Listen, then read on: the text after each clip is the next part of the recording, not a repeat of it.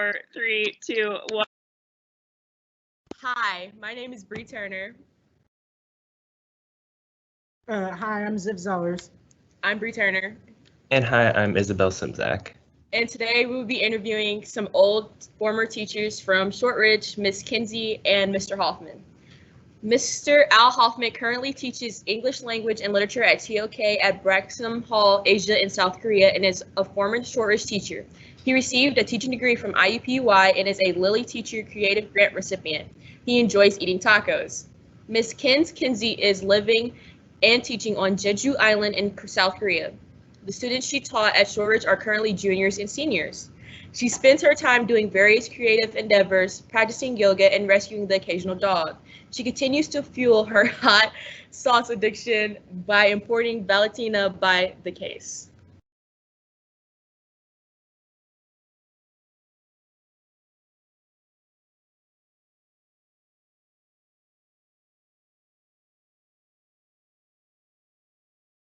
Sorry. So to get this conversation started off with, I just want to ask the quick question. Did you notice the difference in teaching skills you have now from when you worked at Shortridge? Oh, that's a good question. Notice a change in our teaching skills? Yeah, like how is it different from when you taught at Shortridge to teaching now? I think I can answer that. So as a teacher, I thought that I did a really pretty good job with working with students who were second language learners. Before I taught at Shortridge, I worked at Ben Davis, and we had a lot of students who their first language was Spanish. And so I really thought that from working in public schools and at Ben Davis and then at Shortridge, that I did a pretty good job differentiating and working with students from other cultures. And now having taught at a school where probably 95% of the population, maybe like 97% of the population is all second language learners, I realized that it's completely different. And all the skills that I thought I had weren't really that great. Yeah, I'd say I have a pretty similar experience. You definitely have to learn a few strategies to help students who are doing all their work in a second language.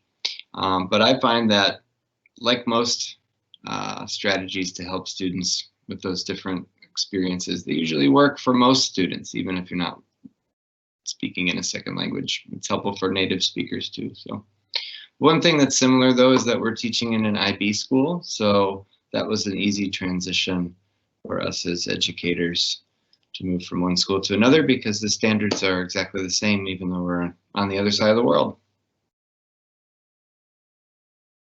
All right, I will do our third question. What is one similarity and difference from teaching IB in South Korea versus in Shortridge in Indiana? Okay. We can start? Sure, you go ahead. Okay. I would say the really very major difference, which I think is super apparent, is the expectations that the students have within the IB. If a student got a 5, there would be tears because getting the highest possible marks is really, really important, not only to the student, but to the families of those students and within the culture. There's extremely high expectations and there is serious pressure on students to be achieving 6, 7, 8s. And it's kind of like a, I don't know, maybe a badge of honor. Students like to ask each other, how many hours did you study last night? And it's very competitive and sometimes goes maybe a little bit too far. But safe to say that that was not what I was used to. So. Yeah, and kind of similar to my previous answer, while there are many similarities because it is an IB curriculum, the expectations are definitely a little bit different for what the students need in terms of what the support and what their goals are. I would also say that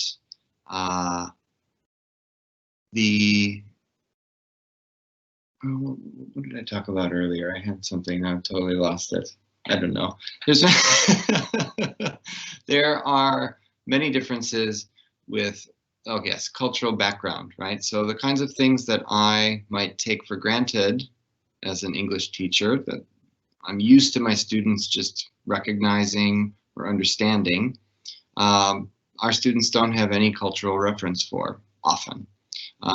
Now, American entertainment and television and film is popular all over the world, so there are still a lot of common reference points, but that is a big difference where I really have to think about my students' expectations, cultural reference points, and just their language ability is a lot different. But that's also true as an American teacher, right? So all my students in the United States come from different backgrounds as well that aren't the same as mine, so there's a little bit of transfer there, but it's certainly a much bigger difference in a different country. Yeah, you really have to make an effort to understand the cultural context and background and become more involved in that. Because I wouldn't have said that I have a large understanding of Asian culture prior to moving to Korea. Like, I don't think I knew anything really about Korea other than K-pop.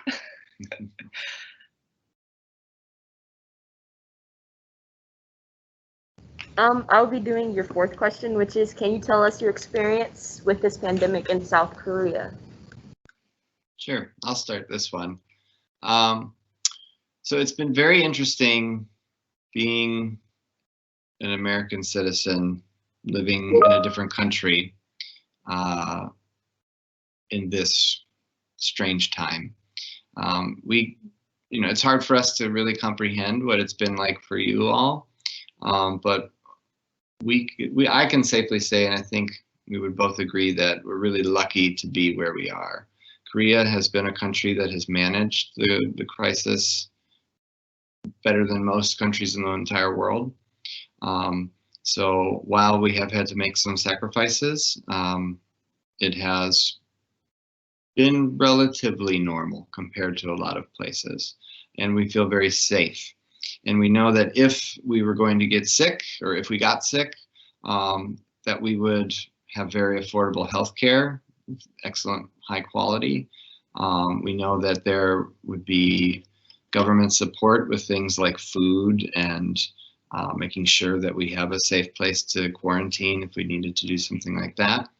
And we've learned a lot of lessons about living in a culture in which the majority of people are going to behave in a way that makes sure other people are very safe, right? So there's no debate about wearing masks in public. There's no, everybody does it, and it's not, we just do it because it's safe and because the experts say this works. There are very different expectations about privacy and tracking your information. So your cell phone number is directly attached to your identification, right? So we as foreigners, we have the equivalent of a green card in Korea, and that even to just get a cell phone, you have to have an ID, and then that ID is used for all kinds of things from online shopping to, getting your bills paid, all sorts of things. And if you get sick, your information is tracked everywhere you go. You go into a restaurant, you have to sign in with your phone number and put, a statement that says you aren't feeling any symptoms and you don't have a fever, right? So there's very excellent and efficient systems in place that have allowed people to be safe, and we're really lucky to be here, honestly. Anything to add to that? No. Well, it must be nice to have some sort of decent regulations here where it's just, you don't really have to wear a mask if you don't want to, because I've had to fight a bunch of people at work about wearing them, and they just get all upset. It's been great. Yeah, I mean, we stick out here anyway. Like, we're never gonna fit in visually, right? And so that you kind of become like hyper aware of like the things that you do and how you say it, or how you're speaking and how you're interacting with people. But yeah, to then like not wear a mask would, yeah, like you just couldn't, you would never do that. Yeah. I did get yelled at by a very old man in the middle of nowhere. There was nobody around, and I was riding my bike on the coast. He yelled at me. He wasn't wearing one either, but he yelled at me about it, so I put mine on. But that was about the only time. Yeah. You would be the only one not wearing one. Yeah. So you would just feel self-conscious, I think. Whereas, you know, that's obviously not how it is for. Yeah, unfortunately. Yeah. No, sorry. All right, we'll go on to the next question. Do you like teaching on Jeju Island, or would you rather teach in like another city? Well, part of the reason why we left the States is because we wanted to, well, I guess we have the privilege, right, of having a career where we can go other places. And I don't know, maybe teaching doesn't have that many perks, essentially, other than, you know, of course, doing it for the greater good. But being able to go abroad and experience other things is the reason why we came to South Korea. And I think our plan is definitely to go other places in the future. Personally, I really enjoy living here on the island. It's definitely geographically diverse, which, like I mentioned earlier before we started the video, is a very lovely change from Indiana. But despite enjoying my lifestyle, I don't personally like my job as much as teaching at Shortridge, if I'm just going to be honest. So, and that there's many factors for that, but we're not staying here forever. So we're here for the experience and then hoping to go somewhere else. Yeah, I would agree. Jeju is a really, really beautiful place to live, and I'm a big cyclist. I commute to work on my bike all the time, and it's kind of like a cycling paradise. And it's right by the ocean, and there's mountains, and lots of hiking and camping, and it's wonderful. So, yeah. I see that we have some questions coming in. Is that's it not totally. Oh, that's not totally. So we'll get to those in a minute. Mr. Hoffmann, you'll be proud of me today. I bike to school too. So. Hey, way to go, Ziv. So coming up on our last few questions, if you weren't given this great opportunity to even go to South Korea, would you still be teaching here at Shortridge? I think that's a kind of a complicated question. In short, yes, we would if we hadn't have gone anywhere else. That was our plan. But we were actively looking to move abroad. And South Korea actually wasn't our first choice. It just sort of ended up happening. Kinsey and I both have some Spanish-speaking background, although we're not terribly proud of our language development. But we would love to live in a Spanish-speaking country, and we were originally looking at South America for jobs. But when we went and we were looking, it just wasn't a perfect fit for both of our jobs at a school. And we met a lot of cool people, and we actually had schools contact us within the last 2 years to see if we'd be interested in going somewhere else.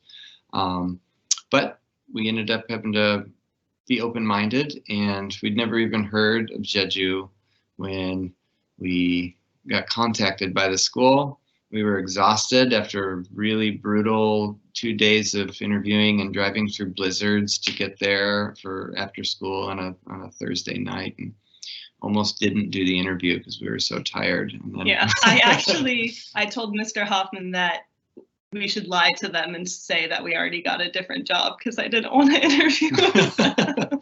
But then we did, and we're really lucky. It's been a great adventure. But we did talk about the real possibility that if a good job abroad didn't happen for us, would we still be at Shortridge? And yeah, definitely, I would still be, for sure.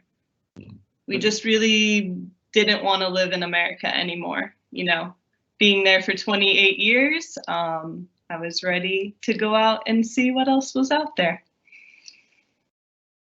I literally do not blame you for leaving. So, the first questions that we're getting from live people, Alad said, so I know that at least for short SHS, IB has a requirement for how many of each grade, more or less, you can give to fight grade inflation. What does that do to a more competitive environment? Also, hi, Miss Kinsey and Mr. Hoffman, we miss you. Yeah. Well, hey, Alad, we miss you too. I wonder how your Spanish citizenship went. I'm curious about that. But anyway, this is an insanely controversial topic, and it poses some very serious problems at our school. One of the things that is keeping the 12th grade teachers very busy this year is appealing to the IB about students who they believe are justified to earn certain marks that the school is not supposed to be giving out, right? So it's not a perfect solution. It's pretty controversial, and there will probably be some tears, and there's not a lot that we can do other than just appeal, and hopefully it'll work out. So I think in general, though, universities and other people involved are pretty understanding in these times. It's pretty strange. So yeah, that's it. Anything else to add to that? I'm actually not very knowledgeable about that, so you wouldn't want my opinion. All right, so for the next question from the chat, what made you pick up and move your whole life, and how do you encourage someone to make a similar choice? That's a good question. Yeah, it's definitely something that not everybody's interested in. Me personally, I've moved around, not necessarily all over the world, but as from a young age, moved a lot, sometimes out of necessity because we couldn't afford the place we were living anymore, or parents moving to new towns or getting new jobs.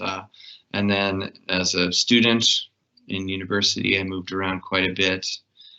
So that element of picking up my life has been sort of the norm in my life to some extent. And so I kind of like moving every now and then. It's a way to, it's a nice fresh start. But it's not for everyone. And so it kind of depends on what you want to do. If I would encourage people to experience new places and to try, if not live abroad, certainly prioritize travel as a way to spend your money, your extra money that you have, if you have the opportunity.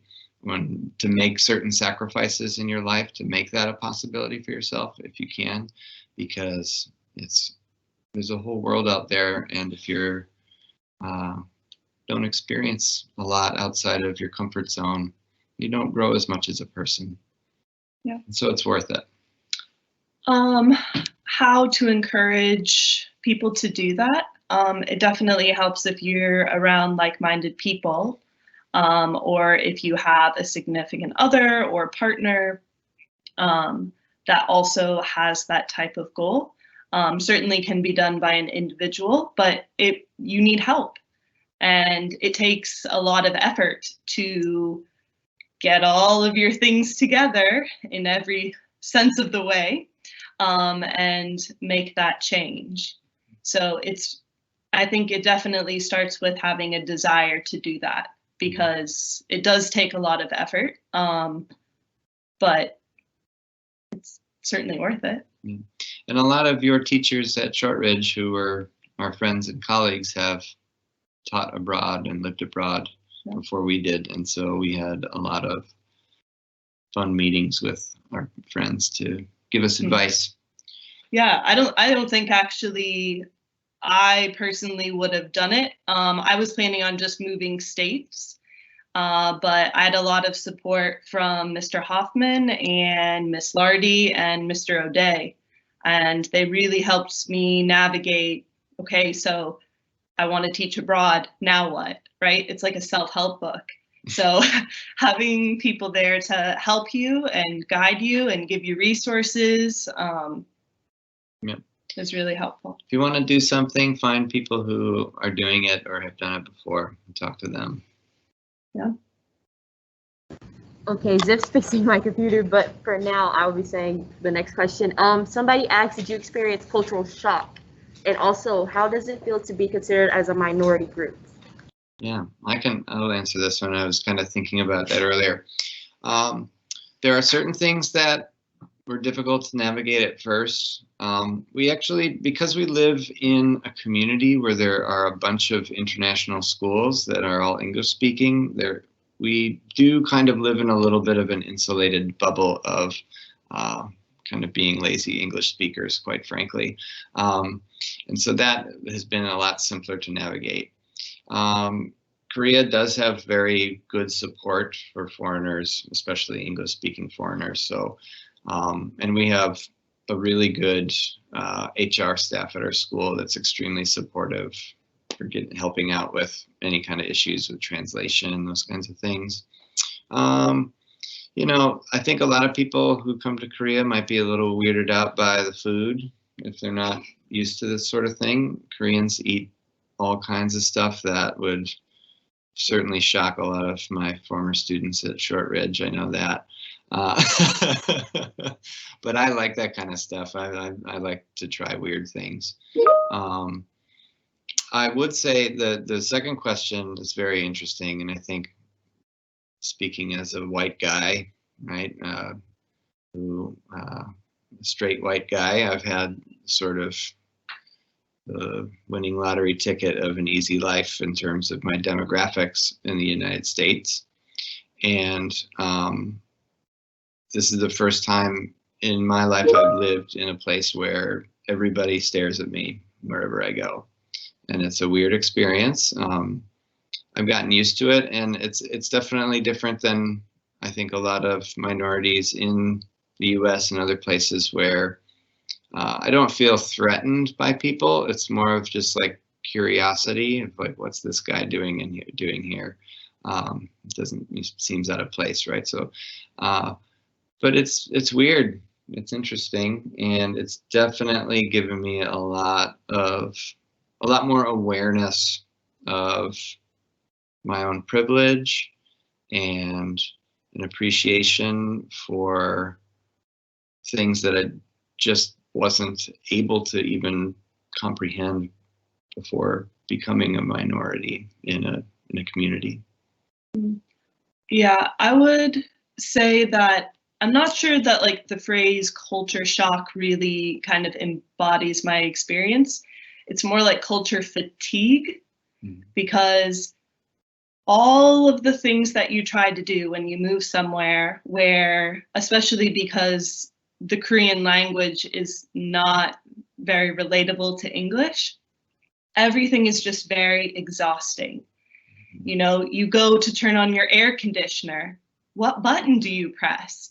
How do you even begin to figure that out? How do you work your washing machine? Like, how do you do the simplest things like get a driver's license or pay your bills? You know, these are systems that we've all learned, you know, growing up in one country, and then suddenly every system is completely changed. Every language is completely changed.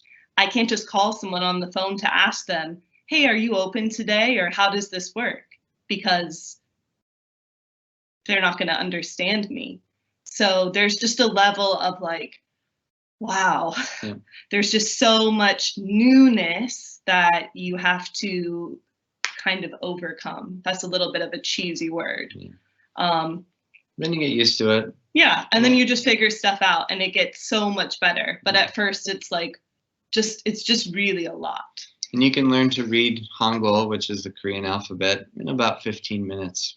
You won't master it, but it's actually not too difficult to at least phonetically understand a lot of the language, and a lot of signage is in Konglish, which is written in Hangul, but they're actually English words that have been absorbed into the language, just like we have a lot of French words and Latin words and other sorts of things. So that's a little interesting and weird. I will say one really shocking bit of cultural experience is driving in roundabouts. Koreans just make it up as they go. Everybody does something different. So you have to drive aggressively and defensively at the same time, and try not to get hit. Yeah, as for being a minority, definitely there's no comparison to being a minority in the US.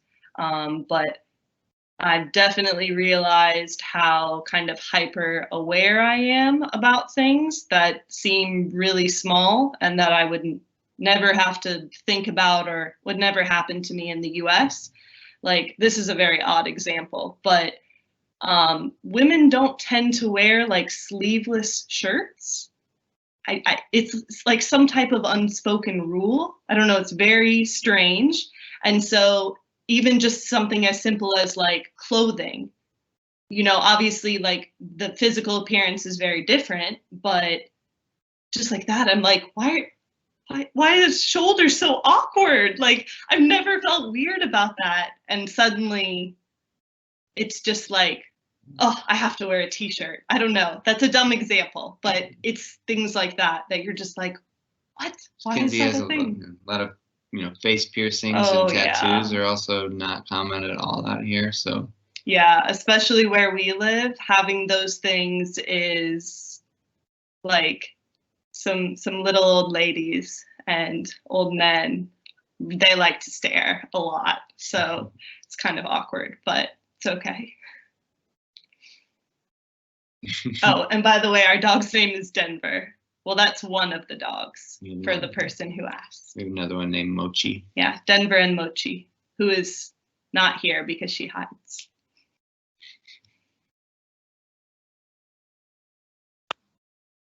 Somebody want to wrap it up? I think we're at the end. Students, do you want to say something?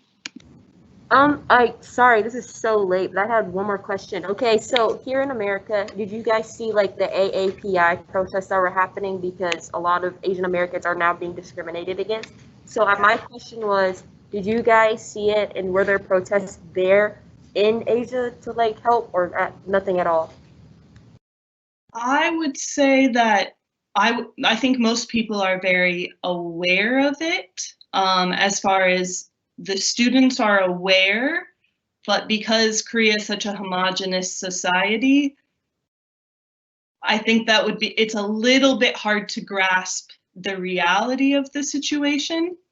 As for adults, I work with someone whose older sister, who's Korean, was living in New York, and because of the pandemic and because of the elevated violence, she chose to move home temporarily because she just did not want to take that risk. And at first I thought, wow, that's like a really severe response. And then I kind of looked into it a little bit more, and I saw just how serious, the hatred and violence and targeting of, Asian Americans was. And I realized, oh, that first thought was a thought from a place of privilege. So I definitely took the time to, make note of that. There's things like protests aren't really happening right now because people aren't gathering in groups. You can't go out with more than 4 people. Yeah. So that's one thing. But people are aware, right? Yeah. And certainly a discussion in classrooms. And we have most of our students come from wealth. It's a private school, and they're, serving a very different demographic. So a lot of our students have had the ability to study abroad in elementary school or middle school or high school for a year or two, and almost universally they've experienced some kind of prejudice, language, or behavior against them for being some kind of other. So it's a thing, unfortunately. So Yeah, we're also not legally allowed to protest, actually, as foreigners living abroad. It's explicitly told to us that legally we are not allowed to do that type of thing. So that's an interesting caveat, I suppose. definitely a very different approach Attitudes. to what is acceptable for foreigners to do in Korea compared to the US. Okay. Well, I guess we're out of time, everybody. Feel like we're just getting warmed up. I know. Yeah, here, I can wrap it up real quick. Yeah, thank you so much for having us interview you and talking about all this stuff. We really appreciate it. And, you know, we hope we see you soon. We miss you, obviously. We miss you too. We're coming home this summer for a little while. Okay. Yeah, well, it's been so great, everybody. Class of 2021, congrats on all your hard work. This is probably not how you imagine your senior year to be, but we're really proud of you and we miss you all. Yeah, really proud, really proud. I really wish that I was able to be at your guys' graduation. So. All right, thank you so much. Thank Thank you. you. Bye. Bye, everyone. Thanks.